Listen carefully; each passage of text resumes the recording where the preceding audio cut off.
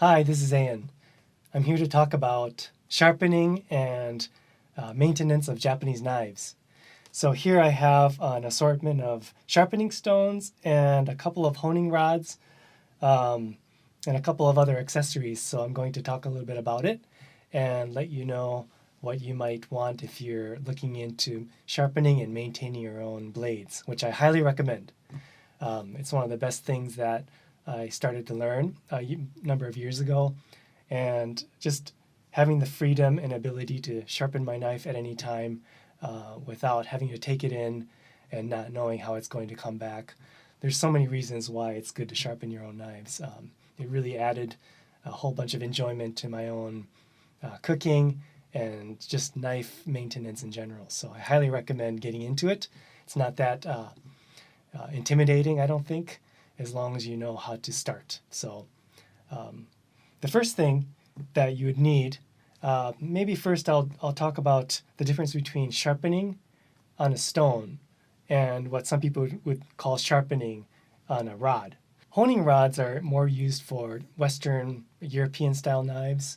Those steels tend to be softer and they work better. But in general, the honing rod, the typical one, is metallic like this.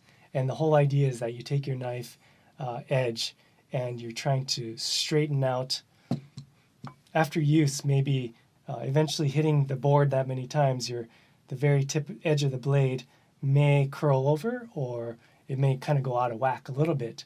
And when you have a soft steel like a European knife, steel knife, you're able to draw it across this coarser metal and straighten that out. It does take a tiny bit of metal off, but not really. It's more about straightening it out, and it works well for that. Japanese steel tends to be harder, and it doesn't quite work that well on metal. I've had someone tell me that if you're going to hone a Japanese knife, then it's better to use a ceramic one, which is why I have this one. This is a ceramic honing rod. It's sort of like a stone material, except it's a little bit more fine. And you do the same exact motion on this to try to get your blade straightened out, and it takes a little bit more material off than the metallic honing rod. And for that, it's useful. It does work. If you solicit advice from different Japanese knife people, then some people will say never use a honing rod on Japanese knives. Some people say it's okay. I think for me, I don't really use this that much except for an emergency. If I'm trying to cut something right in the middle of prep and I feel like my knife is a little bit dull and I want it a little bit sharper, then I might do 10 passes on this and put it down and just keep going. And it does work for that purpose. But I don't think it's the best way to sharpen your knives or maintain your knives if they're Japanese knives. The best way is going to be sharpening stones. And they're wet stones. I only use water stones.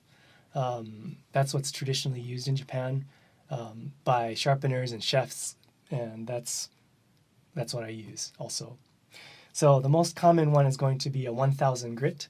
1000 grit is known as sort of a medium grit that is sort of all-purpose. So if you're only going to have one stone, it's probably going to be right around a 1000. It could be possibly 800 up to 2000 grit. And there's so many different makers of, let's say, a 1000 grit stone. And they all perform differently at many different price levels. But a basic one like this is a king. Very basic one is quite inexpensive, $20 or $30, and it'll get you started. Once you have that, perhaps the next thing would be to get a finishing stone. So a finishing stone is going to be much finer. This, I believe, is a 5,000 or 6,000 grit stone. And the whole idea of this is that once you get your knife sharp on the 1000 grit, then you want to refine the edge, take off some of the excess material, and maybe polish the edge a little bit so that it cuts through food a little bit more smoothly. So some people prefer to have it more toothy and bitey with a blade that has been sharpened only on something coarser, meaning that there's a bite, or the blade will grab into food. For example, a tomato skin, something that has some tautness and is soft underneath. If you have a lot of teeth, it'll grab into that and cut really, really well. Which is the reason why if you use a serrated knife on a tomato, even if it's dull, it should normally cut through the tomato skin no problem, because it has those teeth, which you can see. The regular knife teeth, the ones we're talking about here, are very, very small. You'd probably see that much more easily under a microscope. So that's a typical combination in the beginning. Once you have your medium grit stone, then you would get a finishing stone anywhere between 2,000 and 6,000 grit. They can go higher, but I don't think there's any real reason to go over 6,000 for normal use. Some companies, this is also a king combination stone. Some companies will make stones that have a 1,000, or for example 1,000, 6,000, or something that's medium and fine in one stone, so that you can use one side and then flip it over. So this is good I use this for traveling. If I need to take my stone and for a workshop, or maybe I'm going to sharpen other people's knives when I'm staying with them, then this is the stone I will take. It's the combination stone that works really well. This one also comes with a base, so it's quite useful. This one is a finishing stone that goes to the extreme. This is a 10,000 grit that I got in Japan. There's a Japanese knife store that I visited, and the person working there, I think he was the owner, he told me that he would recommend I would use this on traditional Japanese knives. So I did get it, and it does create a very mirror polish finish. Sometimes the blade edge, for my taste, gets a little bit too refined, and those teeth that I was just talking about are so small that it might have a little bit of trouble grabbing into food. But there's no need to do that if you're cutting, for example, sashimi. If you have a raw piece of fish and you're trying to cut very, very nice, refined, glossy sashimi pieces, then that's why you'd use something like this. Because for something like that, raw fish, there's no need to have any kind of teeth involved. If you're trying to cut a tomato skin or a pepper skin, that's when you might have trouble if you take it to something like this. Even the 6,000, depending on the maker and how you do it, you might have a little bit of trouble grabbing into food. So that's something to consider. In that case, you would go back to something coarser, or get something in between, let's say the 1,000, 6,000. Something in the 2,000 to 3,000 range might be useful for that purpose. One more thing I have that's quite useful is a very, very coarse. This is not a stone; it's a sharpening. It's a sharpener. This is a DMT diamond sharpener that's, I think, around 300 grit, and I will use this for fixing a blade. So if there's a chip in it, or the shape is something that I don't like and I need to reshape it, something like that, I will use something coarse to get the initial shape back to where I want it, and then I'll go into the sharpening, into the medium grit and then the fine grit.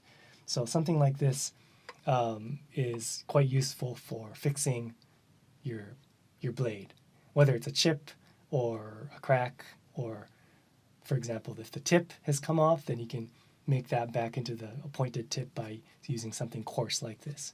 This is a diamond plate that is not used for sharpening, but for flattening the stones. So if you have sharpening stones and after you use them for a little while, maybe 2 or 3 uses, there's going to be a tendency that the middle part starts to dish and it starts to wear down. And it's not a huge deal if it's minor, but the more dished it becomes, the more problem it's going to create when you're trying to sharpen knives, and you will get less control. So I highly recommend having a flattener. It does not have to be a diamond one like this. I think this was around $60. And again, the same reason I have this as a diamond flattener is the same reason for this one. Is this will never need flattening. This is always going to stay the same. It's diamond pieces on a heavy metallic base. So this I've been using for years and years, and it still works no problem. There are much cheaper very coarse stone flatteners out there. You could probably get one for $20 or so, and those are perfectly adequate. Even some people say you can just go out on the sidewalk or find a brick and just take your stone and do that. That should be fine to flatten it. But if you're always sharpening and you always need to flatten, then it's great to have a tool like that, just so you have it ready to go at any time and you can flatten your stones. So I highly recommend having a stone flattener. If I had to choose the order, maybe I would first choose the medium grit, all-purpose stone, and number 2 would be the flattener to get as an accessory, and then maybe the finishing stone. Yeah, I might go in that order of things to get. It's that important, I think.